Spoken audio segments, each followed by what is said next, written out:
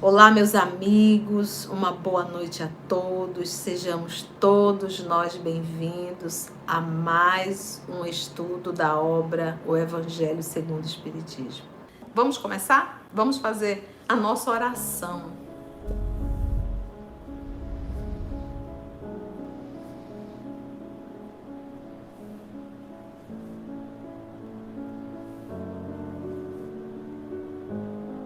Divino amigo Jesus, amigos espirituais aqui presentes e acima de todos, Deus, nosso Pai Criador. Amado Mestre, nós iremos estudar sobre a morte física, o retorno à vida espiritual, aonde, Senhor, devido o instinto de conservação, rotulamos a desencarnação como uma punição divina e muitas vezes até como o fim de tudo. Que nessa noite, divino amigo, os nossos amigos espirituais, o nosso anjo da guarda em teu nome, possam nos ajudar a compreender as lições. Nos intua, Senhor. Ampara todos nós. Esteja nos nossos lares. Mas que principalmente, divino amigo, o Senhor possa estar em nossas almas, em nossos sentimentos e pensamentos. E que o estudo dessa noite possa verdadeiramente, Senhor, adentrar o nosso mundo racional, mas chegar também no nosso emocional, no nosso sentimento, para que possamos modificar as nossas atitudes. Muito obrigada, divino amigo, que a tua paz nos envolva. E é em teu nome que todos nós aqui nos encontramos. Graça te damos, que assim seja.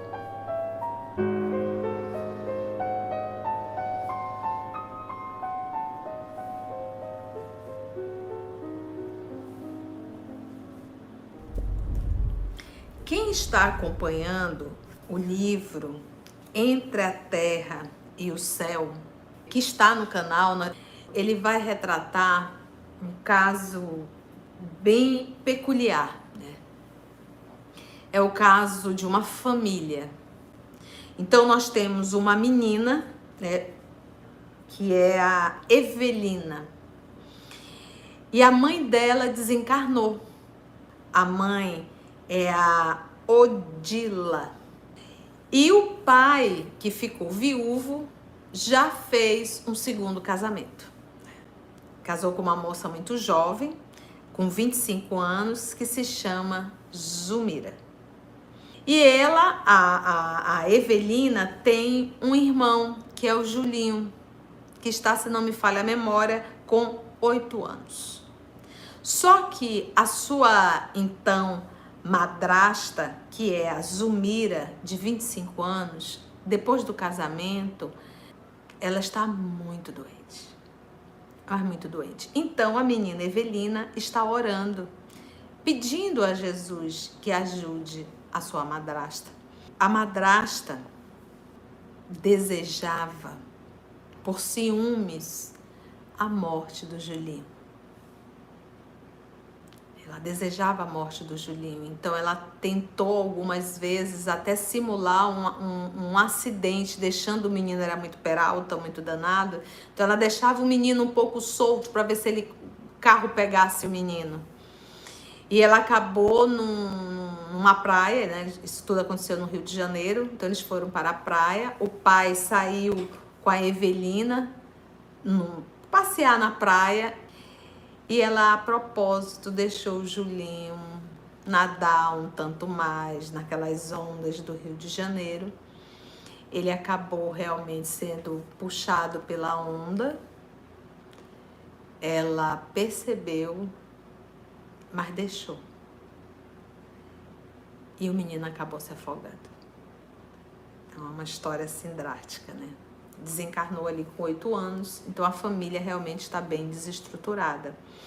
Então a Odila, a esposa desencarnada, está com ódio muito grande. Primeiro, porque uma mulher assumiu o lugar dela, olha os ciúmes, né? Sentimento de posse.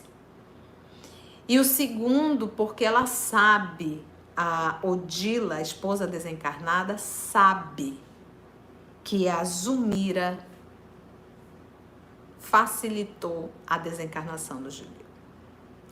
Então a gente olhando assim de uma forma terrena, é algo muito drástico a desencarnação de uma criança. E principalmente nessas condições. Então você vai dizer, puxa vida, ela é uma assassina de forma direta? Não, mas de forma indireta sim. Só que mesmo nessa situação, estava na programação do Julinho a desencarnação. Por quê? Porque Julinho, na encarnação anterior, foi um suicida.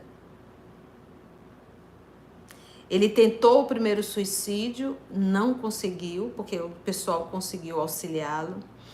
Mas na segunda vez, ele se jogou num rio, no mar, não sei, e amarrou umas correntes, uma pedra nele mesmo e se jogou. E ele acabou cometendo suicídio através do afogamento. E nessa agora última encarnação, ele novamente se afoga, mas agora com 8 anos de idade. Então ele volta ao mundo espiritual, é recolhido, obviamente, a espiritualidade recolhe essa criança, e ela vai para o mundo espiritual e vai ficar em vamos chamar assim, em uma colônia, em um educandário para crianças. É por isso, quando a gente lê as obras de André Luiz, nós nunca iremos ver num vale, qualquer ambiente denso, espíritos, seres que desencarnaram na infância. A gente vai ver idoso, adultos, jovens, mas criança não. Então, quando se desencarna na idade infantil, é recolhido para esses educandários. Agora, o mais interessante que eu achei lendo essa obra, estudando essa obra, é que no momento do sono à noite, as mães que ficaram aqui, elas são levadas até esses educandários para ali ficar com as crianças no momento do desprendimento. Então, no caso do Julinho, ele está no educandário, ele não recebe a visita da mãe. Por quê? Porque a mãe, apesar de estar desencarnada, ela tem uma ideia fixa, que é justamente matar a atual esposa, que é a Zumira. Então ela está ali num processo obsessivo sobre a Zumira. E ela nem para pensar, diz, poxa, se eu sou um espírito, estou aqui, meu filho também deve ser um espírito, aonde ele está. Então ela não se atenta, ela está tão fixada naquela monoideia que ela não se atém aonde está o filho. Então não tem como ir visitar o filho. E o pai também não vai, porque o pai poderia ir, né? Mas ele está tão fixado na vida que ele está conduzindo que ele não ora. Ninguém ora, só mesmo a menina. Então, ou seja, ele está recolhido, ele está na condição ainda de uma criança no mundo espiritual e ele sente falta, ele diz, eu quero voltar para casa. Cadê o papai? Cadê a mamãe? Né? Agora, o mais interessante é ele permanecer nesse estado, por quê? Porque se ele voltar a lembrar da sua encarnação anterior, ele volta a sentir todos os sintomas do suicídio que ele fez em uma encarnação anterior. Então é por isso, meus irmãos, que ele tem que permanecer como criança, mesmo no mundo espiritual. E dali ele vai reencarnar. Então, quando desencarna criança, né, ainda o espírito ainda na idade infantil, é porque é necessário permanecer assim no mundo espiritual. Então, tudo isso, gente, é uma programação divina. Por que a tia trouxe todo esse material? E depois você pode aprofundar, o estudo está no canal, a gente está fazendo, né? Nós estamos aí nessa história envolvendo toda essa família. O livro vai nos mostrar isso. É para nós entendermos que existe uma programação e existe uma continuidade. O que nós devemos aprender é confiar em Deus, nosso Pai, e entender que Ele é a inteligência suprema. Então não existe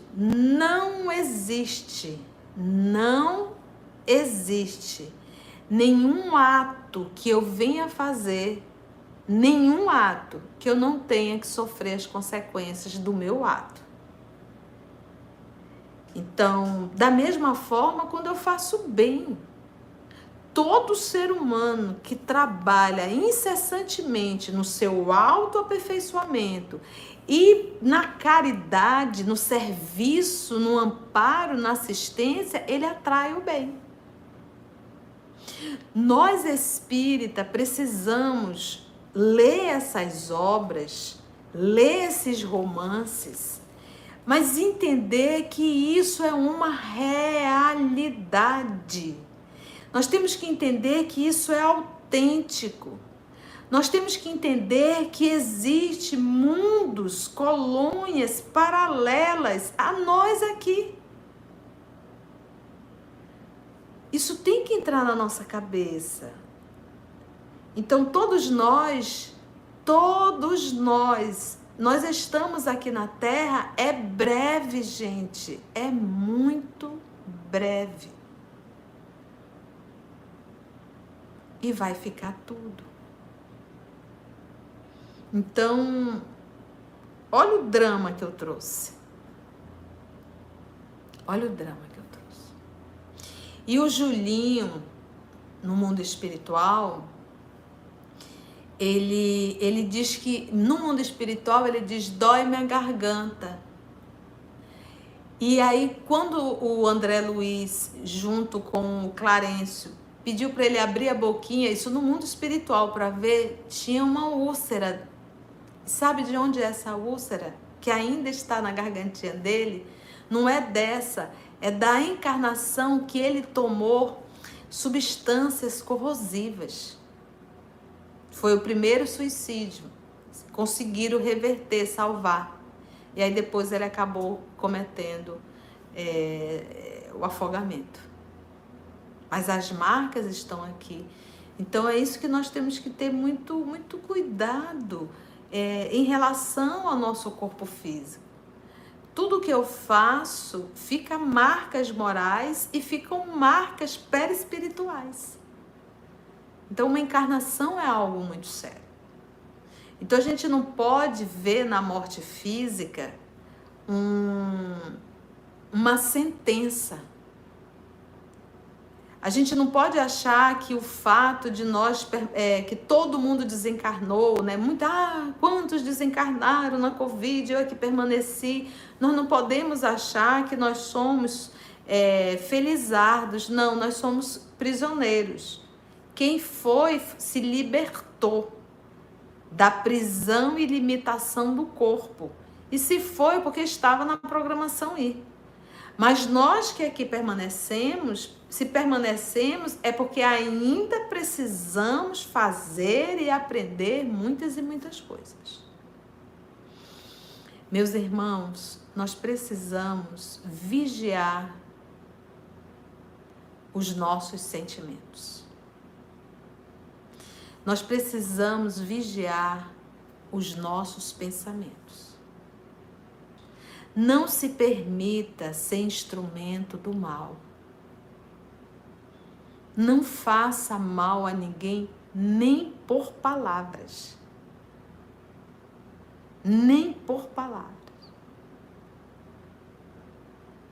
Então nós temos que começar a nos esforçar para sermos instrumento da paz, para sermos instrumento do bem.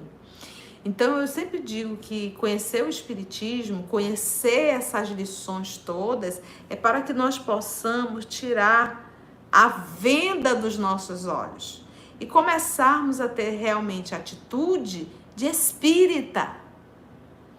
Espírita que conhece, espírita que sabe, espírita que tem consciência do mundo espiritual, da vida após a morte, da ação dos espíritos sobre a matéria, da ação dos espíritos sobre o nosso pensamento.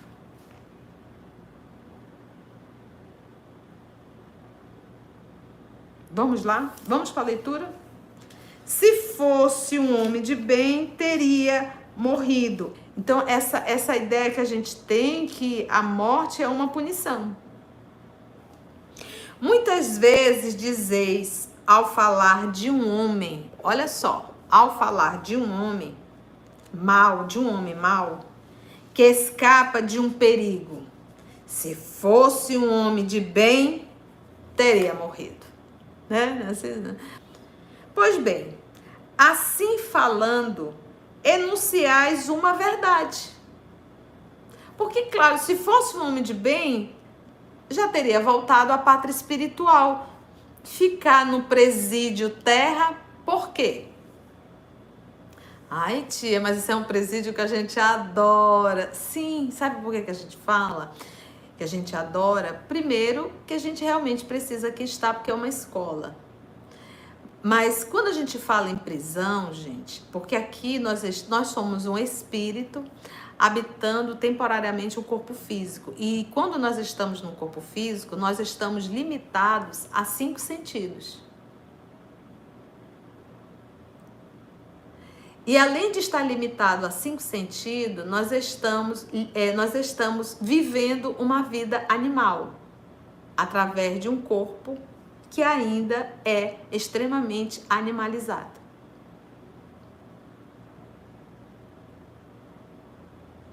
E que o que a gente acha maravilhoso é aquilo que se chama de sensação. Sensação é algo fisiológico.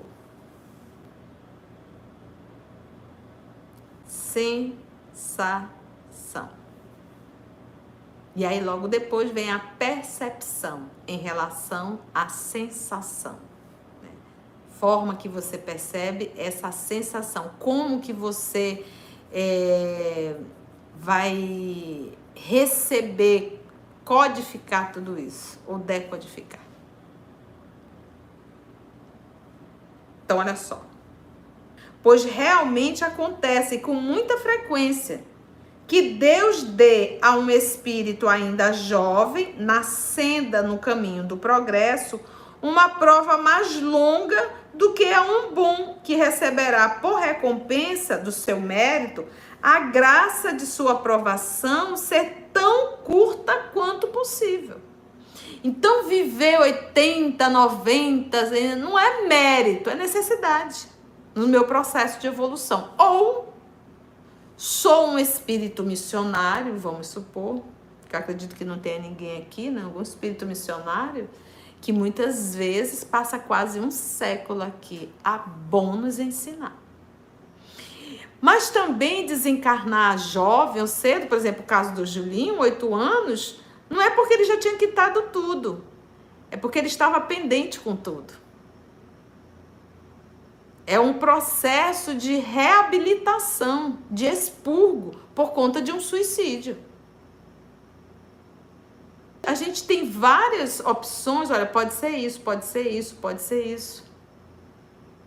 Mas a gente não pode dizer, é isso. Ah, se ele desencarnou com 16 anos porque ele é um espírito elevado e já perdeu. Não necessariamente. Não necessariamente.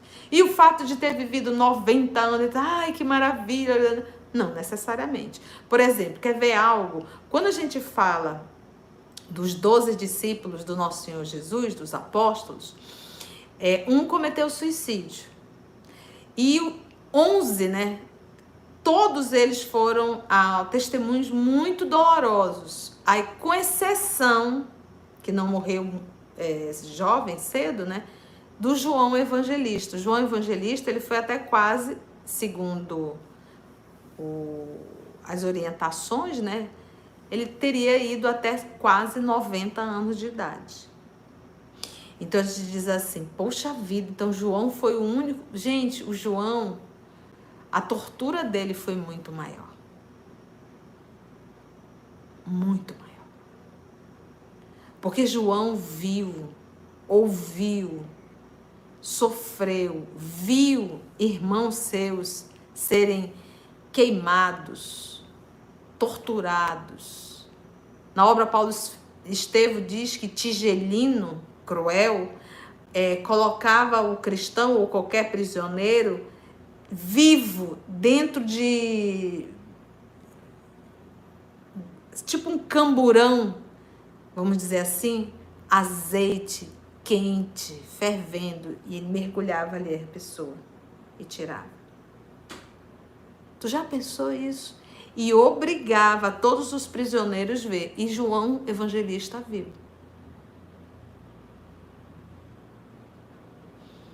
Então, se a pessoa estava fazendo tudo direitinho, cuidando da saúde, tal, aconteceu algo, se libertou. Era a hora. Fazer a parte.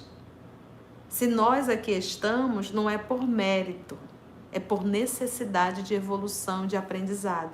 Então nós precisamos aproveitar, gente, é sério, meu dia a dia, vamos lutar contra as tendências. Ninguém veio aqui para estar brincando, ninguém veio estar aqui para estar se deliciando pelos prazeres da vida, não, nós estamos aqui para evoluir, para crescer, para se esforçar, para lutar contra as más tendências.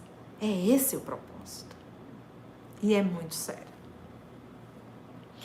Então, ele diz assim, que receberá por recompensa do seu mérito a graça de sua provação ser tão curta quanto possível. Por conseguinte, quando vos utilizais daquele axioma, né, daquela máxima, né, qual é? Se fosse um homem de bem, teria morrido.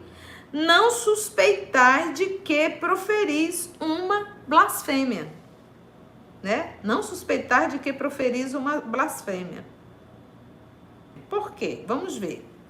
Se morre um homem de bem, vizinho de um malvado, logo dizeis: antes foste este quem? O malvado. Por quê? Porque a gente vê na morte uma punição. Você tem um vizinho maravilhoso, tem um vizinho perverso. Você diz, por que não foi esse perverso? E deixou o homem, ele era tão bom, uma pessoa tão amável. Por que Deus levou esse, por que não levou aquele? Blasfêmia. Cometeis um grande erro, porque aquele que parte concluiu a sua tarefa. E o que fica, talvez, não haja começado a sua. E concluir a tarefa, gente, a gente pensa muito assim. Vamos supor, eu nasci por quê? Para quê? Então, a doutrina, nessa parte da filosofia, de onde você veio, para onde você vai, por que você está aqui nesse processo da autoindagação, nós já aprendemos. Eu nasci e tenho um propósito. Deus tem um propósito. Eu preciso me tornar um ser bom. Eu preciso ser um ser moral. Então, todos nós nascemos para nos tornarmos pessoas parecidas com Jesus. Porque Ele é o modelo que Deus nos ofereceu. É um modelo de perfeição. Por isso que Jesus nasceu em um corpo físico, viveu uma vida humana, se alimentou, tomou banho, trabalhou, se vestia, ele se fez, o verbo, né? Ele se fez humano, um corpo humano, e mostrou para todos nós, não é como ser um Cristo.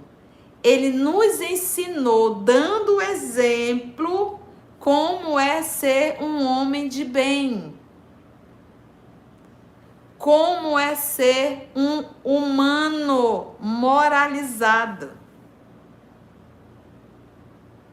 Jesus não veio nos ensinar a ser um Cristo. Jesus nos veio nos ensinar a ser um homem de bem. Ele é o exemplo. Então, se tem alguém que eu devo copiar, é ele. Ninguém mais. Ele é o modelo e guia da humanidade terrena. Agora, para eu copiar esse modelo, eu preciso conhecer o modelo. Então, nós precisamos, de forma urgente, tirar Jesus da cruz, ou tirar Jesus das palavras repetidas de forma mecânica, e começarmos verdadeiramente a aprender Jesus. Estudar, se debruçar sobre as lições de Jesus. E nos esforçar para vivermos no dia a dia. Então eu preciso pegar os textos, e aqui no nosso canal nós temos um estudo maravilhoso que é o Boa Nova. O livro Boa Nova, nós temos a capacidade, Humberto de Campos nos transporta para dentro da obra. E muitas vezes nós nos sentimos, por isso que a gente diz aqui, vamos para o lago do Tiberíades, muitas vezes nós nos sentimos ali lado a lado de Jesus, ouvindo ele falar, olhando para um lado, olhando para o outro. A obra, ela nos convida, ela nos coloca dentro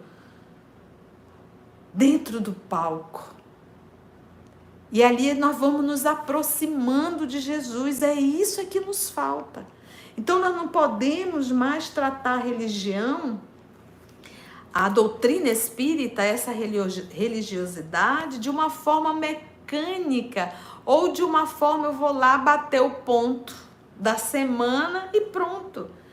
Isso é um comportamento atávico, isso é um comportamento da Grécia Antiga ainda, quando nós procurávamos deuses para atender os nossos pedidos, para fazer pedido. Quando nós buscávamos deuses para ter uma boa colheita.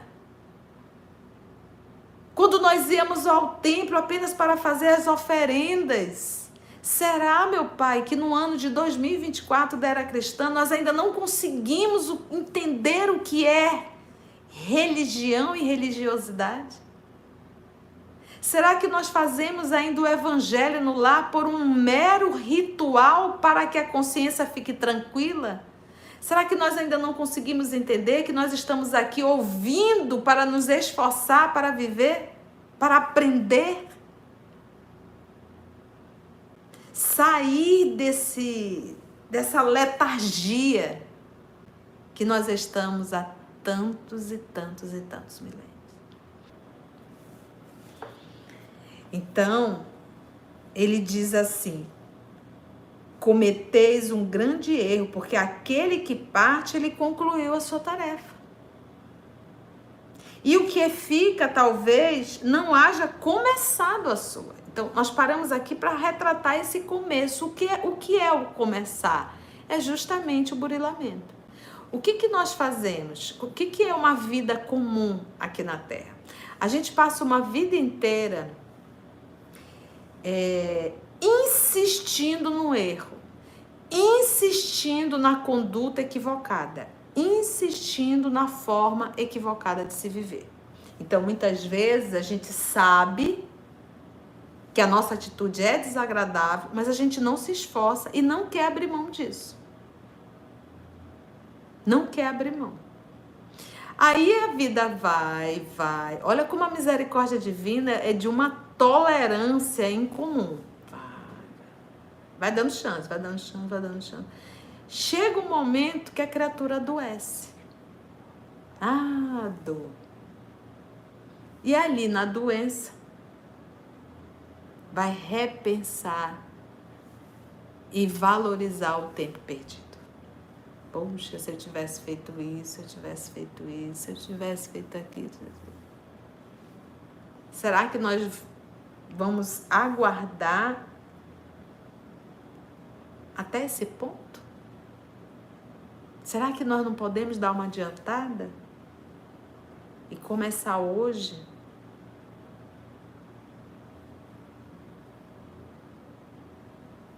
Que possamos pensar nisso. Por que então quererias que o mal não tivesse tempo para terminá-la e que o outro permanecesse preso à gleba terrestre? Por que você queria isso?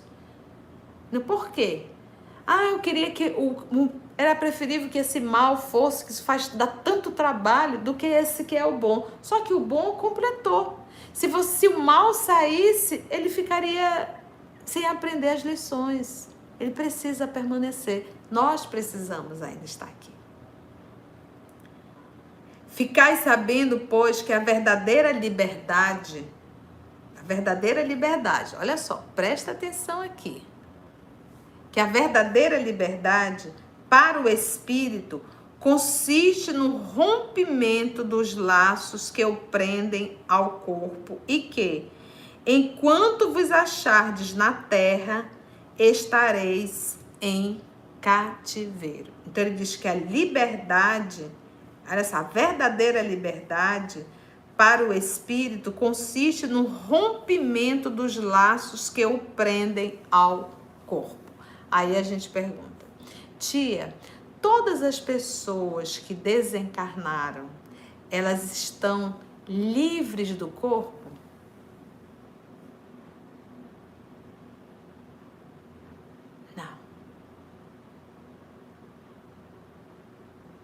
Muitas vezes nós desencarnamos, saímos do corpo, morremos, morte física, mas o espírito continua ligado às coisas materiais, sente falta das sensações, não quer abrir mão do corpo físico, logo continua preso ao corpo. Até entrar a decomposição. Então, continua preso. Então, nem sempre a morte física é sinônimo de liberdade. É o certo, deveria. Mas se o meu pensamento, se os meus comportamentos estão muito terra a terra, mesmo saindo do corpo, eu vou continuar preso. E é isso que a gente tem que pensar, gente. Nós temos que fazer uma autoavaliação. Meu pai, como é que eu estou em relação à vida física? Eu sou muito agarrada às coisas que eu tenho? Eu sou muito agarrado às coisas do corpo? Eu sou muito agarrada às pessoas? Faça uma autorreflexão, comece a perguntar. Pensa de repente, se eu saísse hoje da Terra, como é que seria? Eu estou preparado? Eu tenho me preparado para isso? Faça essa autorreflexão. Ou você vai ser aquela criatura que vai desencarnar e vai ficar dentro de casa enchendo a paciência do povo. Vai fazer aqui que nem a Odila, a esposa que desencarnou e que não abre mão do casamento, não abre mão, não aceita o esposo ter uma nova esposa. E fica ali atazanando a vida de todo mundo. Então, meus irmãos, minhas irmãs, nós não somos donos de nada. Nada. Somos apenas mordomos.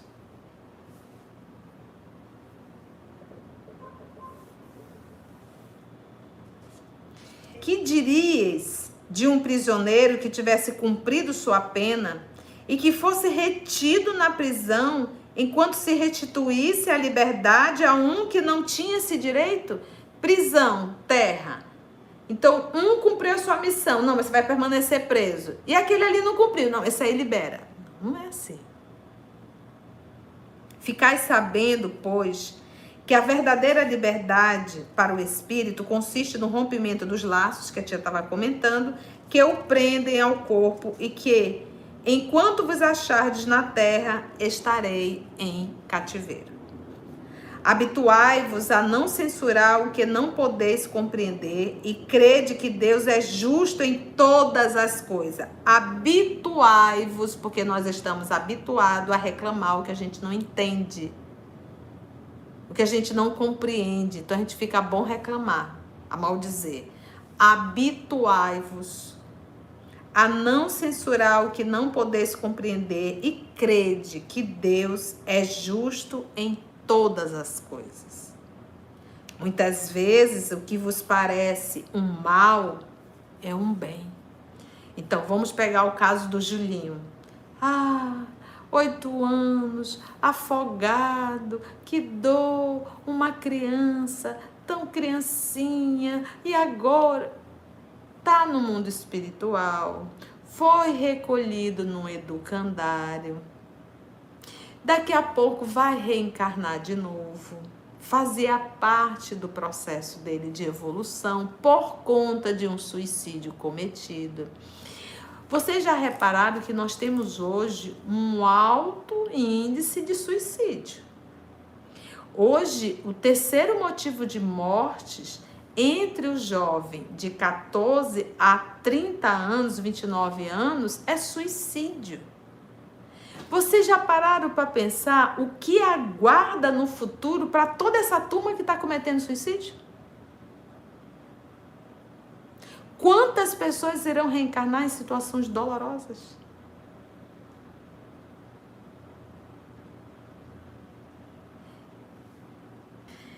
Então ele diz: vossas faculdades, no entanto, são tão limitadas, vossa forma de pensar é tão limitada, que o conjunto do grande todo escapa aos vossos sentidos, que estão o quê? Obtusos. Esforçai-vos por sair pelo pensamento da vossa acanhada esfera. E à medida que vos elevardes pelo pensamento, diminuirá para vós a importância da vida material. Esta, então, vos aparecerá como um simples incidente no curso infinito da vossa existência espiritual. Única existência verdadeira. Essa mensagem foi de Fénelon, 1861. Fénelon, François Fénelon, nasceu em 1651 e desencarnou em 1715, tá? Ele desencarnou com 63 anos, era teólogo, católico, poeta, escritor e francês. Então ele desencarnou em 1715 e essa mensagem foi psicografada em 1861.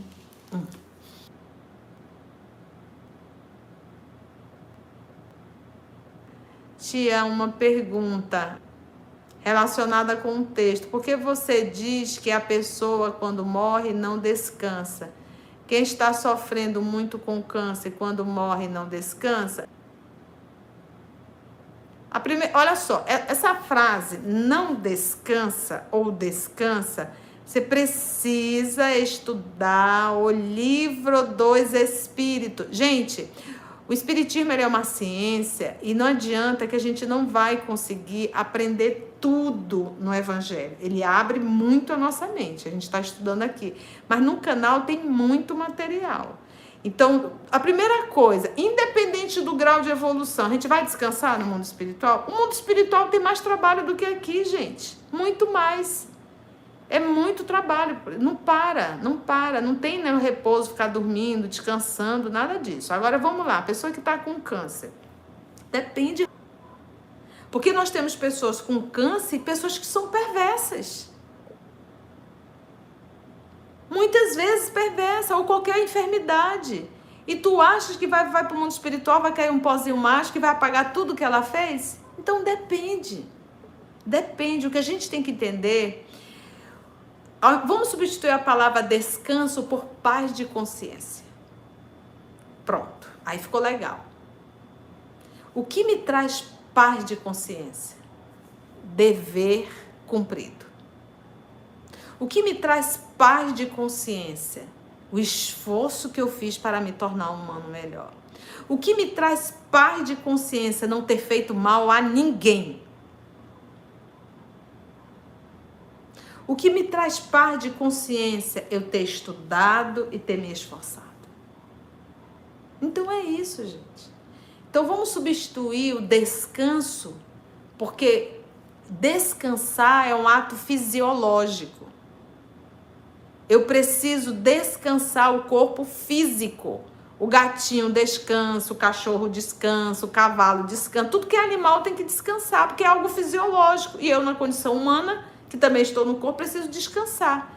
Então, quando a gente fala de espírito, a gente fala de estado de consciência, paz de consciência. Esse é o repouso para a alma. Paz de consciência. Ok? Então vamos orar, vamos agradecer a Jesus. Como é bom, Senhor. Como é bom, Jesus. Ouvirmos o Teu Evangelho à luz da doutrina espírita, tendo o Senhor como maestro, o Espírito de verdade coordenando todo o Consolador prometido, toda revelação. Já é hora, Senhor, de sabermos que somos espíritos habitando temporariamente um corpo físico. Já é hora, Senhor, de sabermos da existência do mundo espiritual, da continuidade da vida, da ação dos espíritos sobre a matéria. Já é hora, Senhor, de entendermos e ter a responsabilidade por cada atitude. Já é hora de entendermos quando o Senhor nos fala: quem com ferro fere, com ferro será ferido. Já é hora, Senhor, de entendermos quando nos diz que o homem precisa nascer de novo. Já é hora, Senhor. Já é hora. Muito obrigada, amor querido, por mais uma oportunidade que nos dás de estudo, de observações e reflexões. Nós te agradecemos infinitamente. Rogamos, Mestre, a tua bênção. Que a tua luz nos envolva. Que os nossos amigos espirituais aqui presentes possam derramar sobre todos nós a tua paz. Que a luz possa nos envolver, Senhor, a todos nós, acalmando, equilibrando todo o nosso sistema nervoso central.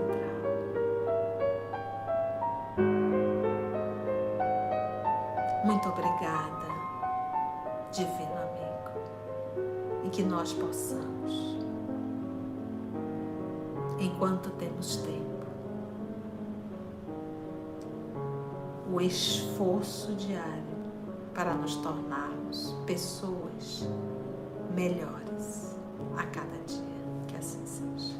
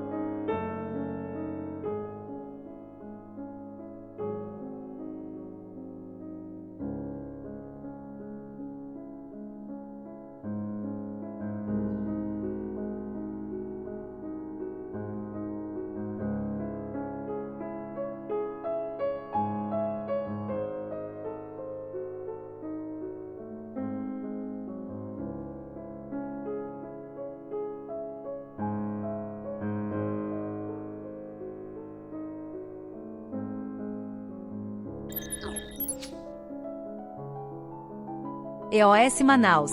Estudando para servir ao Cristo. Visite nosso site em www.eosmanaus.org. No YouTube, procure o canal EOS Manaus. Participe do nosso grupo no Facebook. No Instagram somos @EOS Manaus. Escute e estude na Rádio Manaus de Estudos Espíritas. Estamos, também, em diversas plataformas de áudio. Procure EOS Manaus, no seu aplicativo preferido. EOS Manaus. Estudando para servir ao Cristo.